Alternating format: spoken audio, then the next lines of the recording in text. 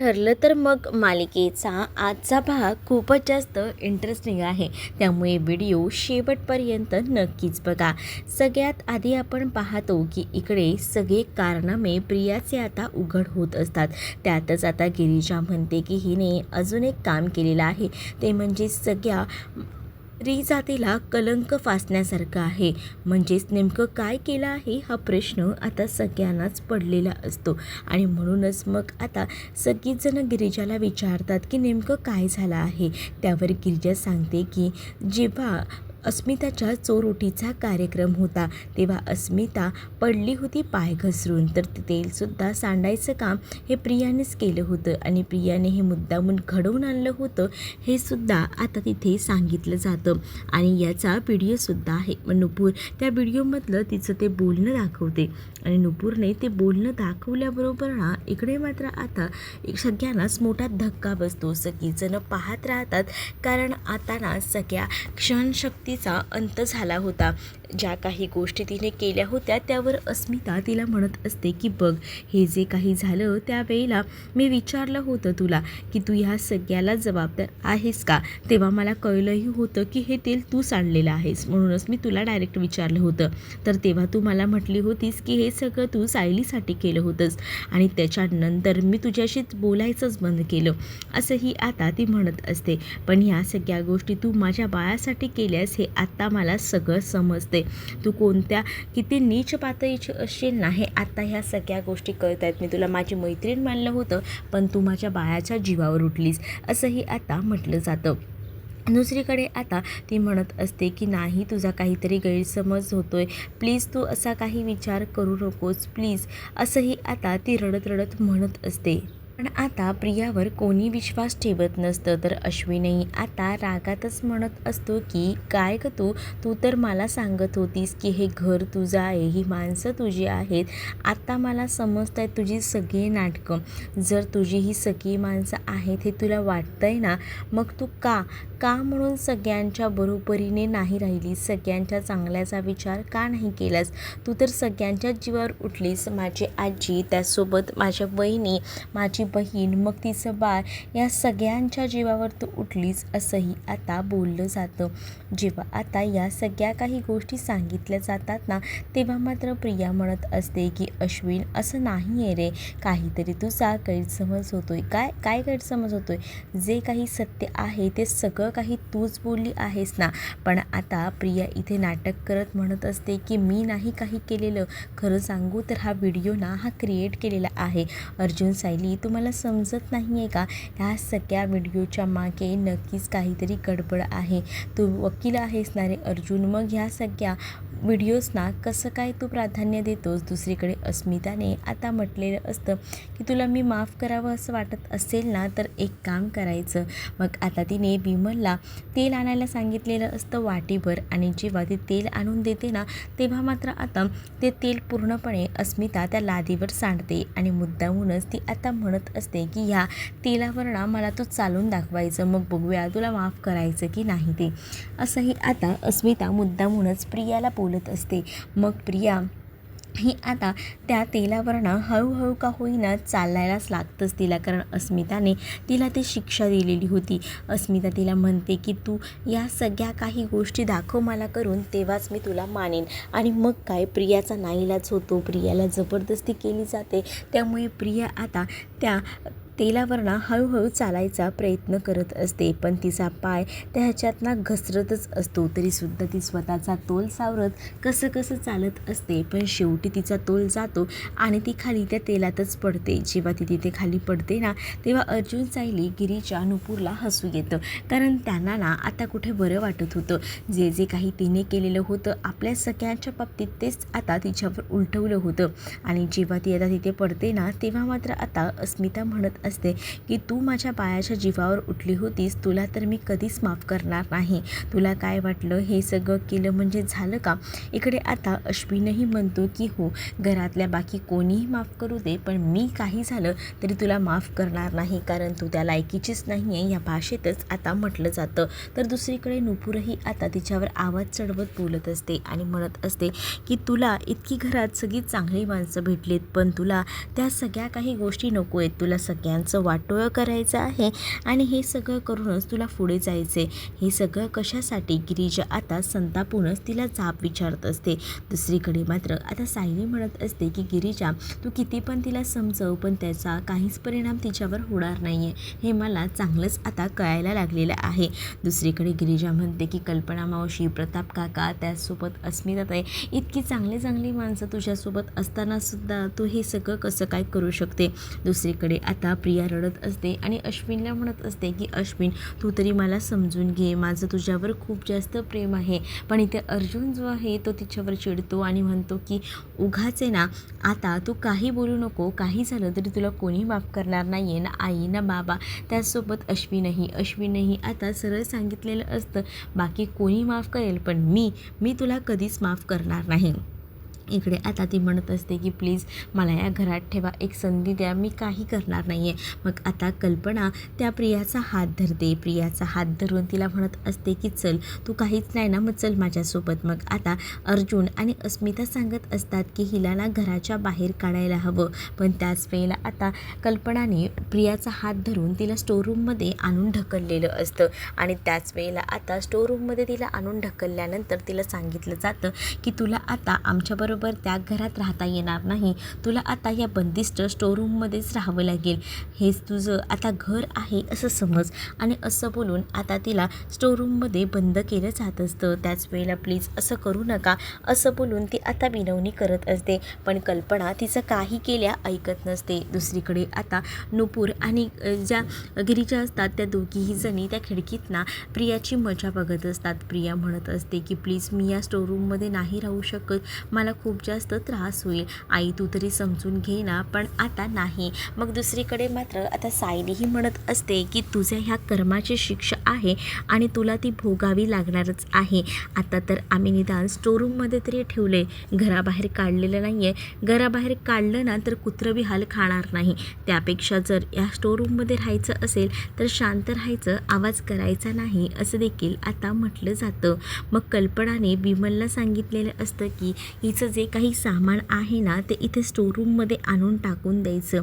इकडे आता प्रिया म्हणत असते की मला या घरावर राज्य करायचं होतं आणि आज स्टोरूममध्ये राहायची वेळ आलेली आहे. तर दुसरीकडे मात्र आता पाहायला मिळतं की इकडे मात्र प्रियाला आता माफी मागल्याशिवाय पर्याय उरलेला नसतो. प्रिया सगळ्यांसमोर हात जोडत असते, हातापाया पडत असते आणि म्हणत असते की प्लीज प्लीज माझ्यासाठी एवढं करा.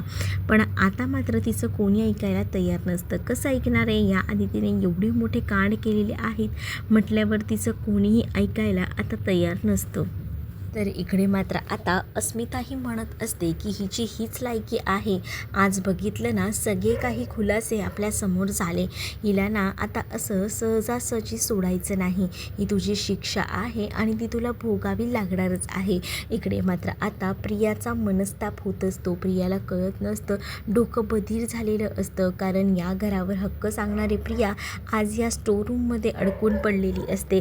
पण तिने जे काही कृत्य केलेलं होतं त्या सगळ्याची शिक्षा अशा पद्धतीने तिला भेटत असते ना, त्यामुळेच तिला आता त्रास होत असतो. तर दुसरीकडे मात्र आता पाहायला मिळत असते की आता ती जे जिथे राहत असते स्टोरूममध्ये, त्या स्टोरूमला लॉक वगैरे केलं जात असतं. खरं तर अस्मिताला असं वाटत असतं की प्रियाला घराबाहेर काढायला हवं, त्याचसोबत प्रियाचं गाठोडं, कपड्यांचं वगैरे सगळं काही दिलं जातं आणि तिला सांगितलं जातं की तुला इथेच राहावं लागणार आहे, बाहेर यायची जराही परवानगी तुला देता येणार नाही आहे, असंही आता म्हटलं जातं. मग दुसरीकडे आता सायली जी आहे ती म्हणत असते की खरंच ना, तुमच्या दोघींची खूप जास्त मदत झाली. तुम्ही जर दोघी नसल्या असतात ना तर ह्या सगळ्या गोष्टी माझ्यासाठी कठीण झाल्या असत्या, पण तुम्ही अचानकपणे माझी मदत केली हेच माझ्यासाठी खूप आहे, असंही आता सायली म्हणत असते. सोबतच सायली नुपूरचं कौतुकही करते की तू ना व्हिडिओ बनवलीस म्हणून या सगळ्या काही गोष्टी पॉसिबल झाल्या, नाहीतर कसं सगळं मॅनेज झालं झालं असतं ना काहीच कळायला मार्ग नाही आहे. मग आता सायली म्हणत असते की हे सगळं काही तुमच्यामुळे शक्य झालं आहे. आधी तर मला टेन्शन आलं होतं की कसं सगळं काही मॅनेज होतं आहे, पण बरं झालं या सगळ्या गोष्टी अशा पद्धतीने का होईना व्यवस्थित जुळून आल्या. आणि गिरीजा सायलीला सांगत असतात की तुला कधीही आमची गरज लागली ना आम्हाला फक्त एक आवाज दे, आम्ही नक्कीच तुझ्या मदतीसाठी येऊ. कारण बघितलंच ना आजही जे काही झालं ते त्यावर सायली म्हणत असते की आज तुम्ही माझ्यासाठी जेवढं काही केले ना ते काही शब्दात न सांगण्यासारखं आहे. म्हणजे आम्हाला बाहेर जाता येत नाही आहे, पण तुम्ही माझ्या मैत्रिणी माझ्यासाठी एवढं सगळं करताय हे ऐकूनच मला खूप बरं वाटतंय, एक आधार मिळतोय असं देखील आता इकडे असणारी ही सायली म्हणत असते. सायली त्या दोघींचंही कौतुक करते. तर सायलीला आता त्या दोघीही म्हणतात की चला आम्हाला यायला हवं, कारण त्यांचा आता हा टाईम संपलेला असतो. आणि त्यामुळेच आता त्या दोघीही जणी सायलीचा निरोप वगैरे घेतात. अर्जुनला सुद्धा सांगतात की पुन्हा कधी मदत लागली तर अर्जुन नक्कीच आम्हाला सांग. तर अर्जुनही म्हणतो की हो तुम्ही होतात म्हणून तर प्रियाचं सगळं सत्य जे आहे ते हळूहळू करून समोर येत आहे. मग दुसरीकडे प्रिया मात्र जोरजोरात दार वाजवत असते आणि म्हणत असते की प्लीज ना आई दार उघड ना, मला खूप जास्त भूक लागली आहे, मी काय करू मला कळत नाही आहे. त्यावर सायली म्हणत असते की तुला आता जे काही करायचं आहे ना ते सगळं काही त्या स्टोरूममध्येच करायचं, स्टोरूमच्या बाहेर यायची परवानगीसुद्धा काढायची नाही. मग आता प्रिया विचार करत असते एकटी बसून की हे सगळं काय झालं, इथे एकतर पोटात कावळे ओरडत आहेत आणि ह्यांनी काय करून ठेवलं आहे माझं हे. आता स्टोरूममध्ये मी जर इथे बंदिस्त राहिली तर कसं सगळं काही मॅनेज होणार आहे, काहीतरी करायला हवं असाच विचार ना आता तिच्या डोक्यात येत असतो. मग तिच्या लक्षात येतं की आपल्याला बाकी कोण आधार देत नाही आहे, पण आपल्याला नक्कीच ना आपली आई जी आहे ती आधार देईल. म्हणजे आईला आपल्यावर कितीही रागवलेली असली तरी एक आई आपल्या मुलीसाठी काही करू शकते असं देखील आता प्रियाला माहिती असतं. आणि म्हणूनच प्रिया आता विचार करते की ह्या सगळ्या कठीण काळात नक्कीच आपल्याला प्रतिमा मदत करेल, प्रतिमाची मदत घेऊनच आपण आहे ना इकडनं बाहेर पडूया असा विचार ती आता करत असते. मग ती आता ठरवते की चला आता आपला जो काही मोहरा आहे तो वापरायचा, म्हणजे जो प्रतिमाच्या रूपात तिला आता दिसत असतो. मग प्रतिमाला ती कॉल करायचा ठरवत असते. प्रतिमाला ती म्हणत असते की आई मला ना तुझी खूप जास्त आठवण येते, म्हणजेच मी त्या दिवशी पण विचार केला की तुझ्याकडे यावं, बाबांकडे येऊन थोडा वेळ बसावं, गप्पा माराव्यात, पण काय आहे ना माझ्या कामामुळे राहून जाते. पण 2 दिवसामध्ये ना मी नक्कीच तिथे येणार आहे, मग आपण छान गप्पा मारूया असंही आता ती म्हणत असते. आता हे सगळं बोलणं जेव्हा होत असतं ना तेव्हा मात्र खूप मोठा धक्काच इथे असणाऱ्या या प्रतिमाला बसत असतो. प्रतिमा विचार करते की हे कसं काय शक्य झालेलं आहे. प्रतिमा आणि सुमन दोघी जणी एकत्रच बसलेल्या असतात, तर प्रतिमाने फोन स्पीकरला टाकलेला असतो आणि ती आता बोलत असते. तर प्रिया सांगत असते की मला ना तुझी खूप जास्त आठवण येते, मी तुझ्याकडे कधी येते ना असं मला झालेलं आहे. मग आता मी पुढच्या आठवड्यात एक 4 दिवसासाठी तुमच्याकडे राहायला येते, चालेल ना. पण आता प्रतिमा बोलत असते की मला तर चाललं असतं, पण ही सगळी गोष्ट तुझ्या बाबांना चालणार नाही, त्यापेक्षा तू आता येऊ नको, 2 दिवसात तुझे बाबा पुन्हा घरी येणार आहेत, त्यापेक्षा एक तू काम कर पुढच्या आठवड्यात ये, जेव्हा तुझे बाबा नसतील ना तेव्हा, कारण तुझ्या बाबांना तू इथे आलेली सहन होणार नाही. कारण आहे ना या प्रियाला या स्टोरूममधून बाहेर पडायचं असतं आणि यासाठी तिचे नाटकं सुरू असतात. म्हणूनच ती काही ना काही आता षडयंत्र करत असते. तिला आता असंच वाटत असतं की इथून मला बाहेर पडायचं आहे आणि त्यासाठी तिचं आता प्लॅनिंग आणि सगळं काही सुरू असतं. पण तिचा हा प्लॅन आता फसणार असतो. या सगळ्यामुळेच आता मात्र इकडे प्रिया जी आहे ती प्रतिमाला अगदीच गोडी गुलाबीने बोलून दाखवत असते आणि सांगत असते की प्लीज प्लीज आई तू तर मला समजून घेऊ शकते ना, मी तुझी मुलगी आहे. मग आता प्रतिमा फोन ठेवते. प्रतिमाने फोन ठेवल्यावर इकडे मात्र आता सुमन म्हणत असते की काय हो काय झालं होतं तन्वीला, तन्वीचा आवाज आज वेगळाच वाटला. हो ना मीही चकित पडले, ती तर मला बोलते की मला तुझ्यासोबत गप्पा मारायच्या आहेत, तुझ्यासोबत जास्तीत जास्त वेळ घालवायचा आहे. बहुतेक ना मला तर वाटतं ही सुधारायचा प्रयत्न करत आहे. सुमनही आता तिच्याबद्दल हे सगळं काही बोलत असते. इकडे प्रियाने तर वेगळाच डाव साधलेला असतो, कारण तिला या स्टोरूममधनं बाहेर पडायचं असतं आणि यासाठी ती ह्या सगळ्याचं प्लॅनिंग करत असते. जेव्हा आता ती या सगळ्याचं प्लॅनिंग करत असते ना, तेव्हा मात्र आता प्रियाला आनंद होत असतो. कारण ती विचार करते की यांनी जरी मला इथे ठेवायचा प्रयत्न केला तरीसुद्धा मी काही इथे टिकत नसते. दुसरीकडे आता सुमन जी आहे तिला मात्र नवल वाटत असतं आणि तीही विचार करत असते की ह्या सगळ्या काही गोष्टी कशा काय शक्य आहेत ते. म्हणजेच आता या सगळ्या गोष्टी शक्य झाल्यानंतर विचित्रच वाटत असतं. पण आता जर ती सुधारायचं नाव घेत असेल तर आपणही जरा बघूया विचार करून खरंच तिच्यामध्ये हे सगळे बदल होत आहेत का, की उगाच आपलं करायचं म्हणून ती करते. मग त्यापेक्षा तुम्ही एक काम का करत नाही वहिनी, मी याबद्दल एकदा सायलीशी आणि अर्जुनशी बोलून घ्या. खरंच तिचं वागणं घरातही बदललं आहे का, की हे फक्त आपल्यापुरती मर्यादित आहे ह्या तर गोष्टी समजू दे. इकडे आता अश्विन हा डायनिंग टेबलवर बसलेला असतो. त्याच वेळेला आता कल्पना त्याला म्हणत असते, तू ऑल ओके आहेस ना, ते आमच्यासाठी खूप जास्त महत्त्वाचं आहे. त्यावर मात्र आता तो म्हणतो की काय ओके असणार आहे, ह्या सगळ्या गोष्टी अशा पद्धतीने घडतील ना असं तर वाटलंही नव्हतं. पण हे खूप जास्त भयंकर झाले, त्याचाच त्रास होतोय असंही आता बोललं जात असतं.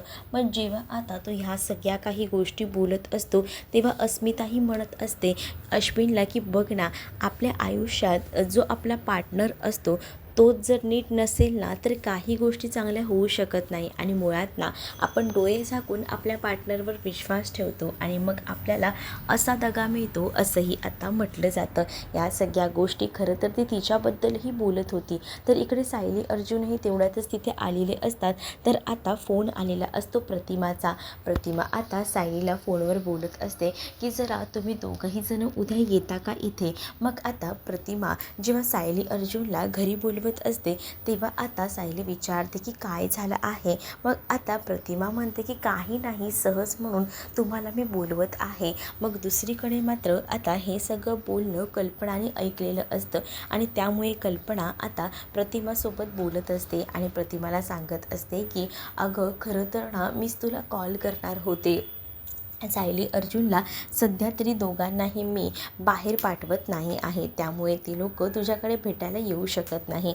पण मी तुला फोन यासाठी करणार होते की सायली अर्जुनच्या नावाचा अभिषेक मी देवळामध्ये घालणार आहे आणि मग तू सुद्धा माझ्यासोबत चल मंदिरामध्ये. आणि मग तसंही मंदिरात जायच्या आधी इथे तू ये, मग ह्यांचीही तुझी भेट होईल आणि मग काय, मग आपण मंदिरात जाऊया. मग अर्जुन म्हणत असतो की ठीक आहे, पण मध्येच हे काही कल्पनाने काढलेलं असतं अभिषेकचं, हा मोठा प्रश्न इथे असणाऱ्या अस्मिताला पडलेला असतो. मग प्रतिमाही म्हणते की ठीक आहे चालेल. मग प्रतिमाने हे आता फोन ठेवलेला असतो. मग दुसरीकडे मात्र आता प्रतिमाला या गोष्टी पटलेल्या असतात, कारण शेवटी सायली आणि अर्जुनवर संकट येणार असेल तर त्या गोष्टी नको असतात. तर दुसरीकडे मात्र आता अस्मिता म्हणत असते की आई मध्येच तू हे सगळं कुठे काढलंस. त्यावर आता अस्मिताला कल्पना सांगत असते की अगं माझ्या लक्षात आलं ह्यांच्यावर एकावर एक संकट येत आहेत. मग जर देवाकडे जर प्रार्थना केली, सगळ्या काही गोष्टी ठीक झाल्या तर याच्यातून मार्ग तर निघेल ना, आणि म्हणूनच मी हे सगळं काही करत आहे असंही आता म्हटलं जात असतं. जेव्हा आता या सगळ्या गोष्टी बोलल्या जातात तेव्हा मात्र आता सायली अर्जुन जे आहेत ते मात्र आता बोलत असतात. आणि तेव्हाच ना इकडे आता खरं तर अस्मिता ही कल्पनाला म्हणत असते की मम्मा तू त्या प्रियाला घराबाहेर का काढलं नाही, तिला घराबाहेर काढलं पाहिजे होतं.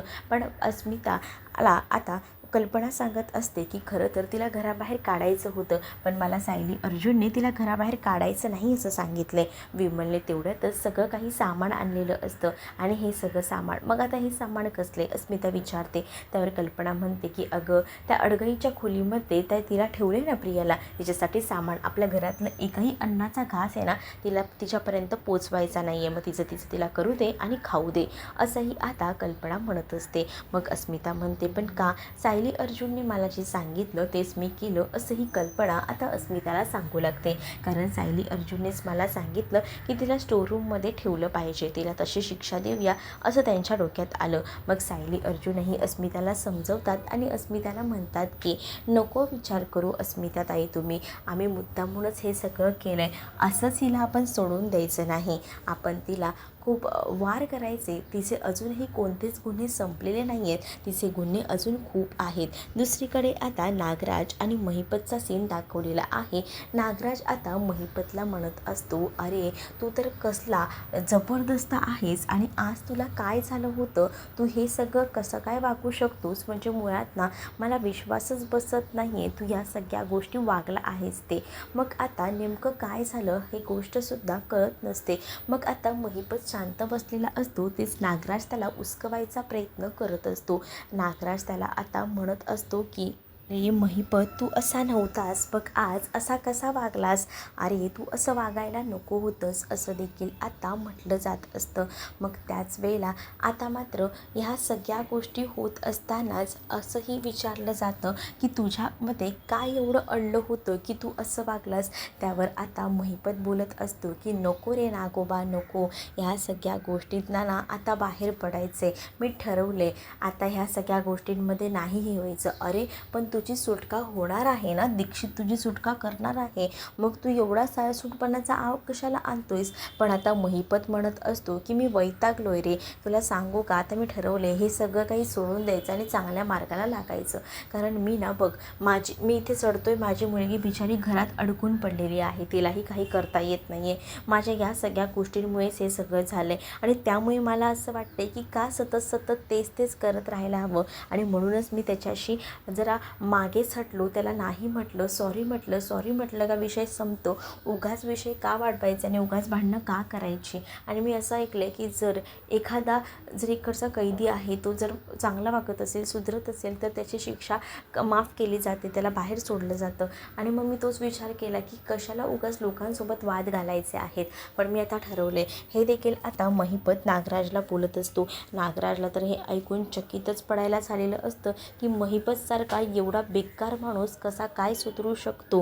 म्हणूनच आता नागोबासुद्धा जरा विचार करू लागतो. दुसरीकडे आता प्रिया जी आहे तिच्यासमोर आता विमल आलेली असते. प्रियाला बघून विमलला आता हसूच येत असतं. तर विमल म्हणत असते की हे घ्या सामान.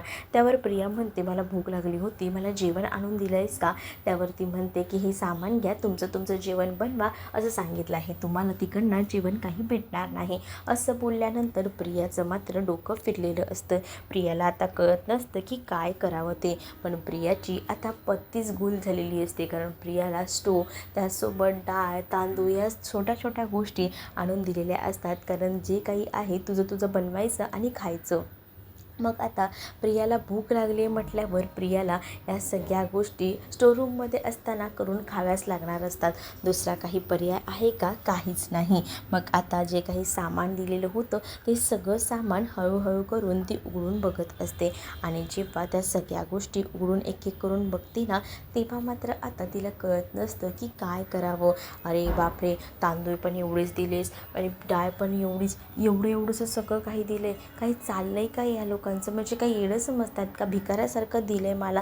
पण आता भूक लागली म्हटल्यावर करायचं आहे. कांदा वगैरे ती कापायला घेते. आणि जेव्हा प्रियाचं हे सगळं सुरू असतं ना, तेव्हा सायली अर्जुन मुद्दामून खिडकीतनं प्रियाची ही मजा बघत असतात. कारण आहे ना, त्यांना एकदम आता भारीच वाटत असतं. कारण प्रिया जी आहे ती कधीच तिला अशा अवतारात बघितलं नव्हतं. आता कसं स्वतःचं स्वतः बनवून खायला लागते. एवढे दिवस सगळ्या गोष्टींमध्ये मौज मजा मस्ती केली, सगळं काही आयतं भेटत होतं, तेव्हा सगळ्या काही गोष्टी नकोशा झाल्या होत्या. मग आता घे हे सगळं काही, हे तुझ्याच कर्माचं फळ आहे, असं देखील सायली आता आणि अर्जुन दोघंही जण प्रियाकडे बघून बोलत असतात. कारण प्रियाला साधा स्टोवसुद्धा पेटवता येत नसतो, एवढी तिची वाट लागलेली असते. कांदा तर कापून ठेवलेला असतो आणि आता सगळं जेवण तिला स्वतःसाठीच करायचं असतं. आणि त्यामुळेच तिची खूप जास्त फजिती उडालेली असते. कुठून सुरुवात करायचं आणि कुठे संपवायचं हे काही केल्या आता कळत नसतं. म्हणूनच ती आता वैतागलेली असते. सायली अर्जुनला मात्र हे सगळं बघून खूप जास्त आनंद होत असतो. दोघंही जण तिच्याकडे पाहून हसत असतात. मग पुढील भागामध्ये आपल्याला पाहायला मिळतं प्रतिमा आता घरी आलेली असते आणि सोबतच सायलीने आता पुढच्या प्लॅनमध्ये जानकी आणि सखीला सामावून घेतलेलं असतं आणि जानकी आणि सखी जेव्हा एकत्र येतात ना तेव्हा त्या सायलीला मदत करतात. म्हणूनच प्रतिमासुद्धा या सगळ्यामध्ये सहभागी असते. एका रूमला आग लावलेली असते आणि आग लावलेली असतानाच आता सांगितलं जातं की आपल्याला काही झालं तरीसुद्धा प्रियाला म्हणजे पडताळून पाहायचं आहे की ती प्रतिमासाठी काय करू शकते. त्या रूममध्ये आग लावलेली असते आणि मग सांगितलं जातं की इथे प्रतिमा आत्या आहेत, तू त्यांना वाचवायला जा. पण पुढे काही प्रिया जात नसते. यावरूनच आता कळतं की हिची आपल्या आईबद्दलचं किती तिला ओढ आहे, आईबद्दलची किती काळजी आहे. या गोष्टी जानकी आणि सखीने अचूक ओळखलेल्या असतात. त्यामुळे प्रियाचा अजून एक नवा चेहरा सगळ्यांसमोर येणार आहे. तर तुम्हाला हा भाग कसा वाटला हे नक्कीच मला कमेंटमध्ये सांगा आणि अशाच नवनवीन भागांसाठी आपल्या चॅनलला सबस्क्राईब करायला विसरू नका. चला तर मग भेटूया पुढच्या भागामध्ये. तोपर्यंत टाटा बाय. व्हिडिओ आवडला असेल तर लाईक करायला विसरू नका. चला तर मग भेटूया पुढच्या भागामध्ये. तोपर्यंत टाटा बाय.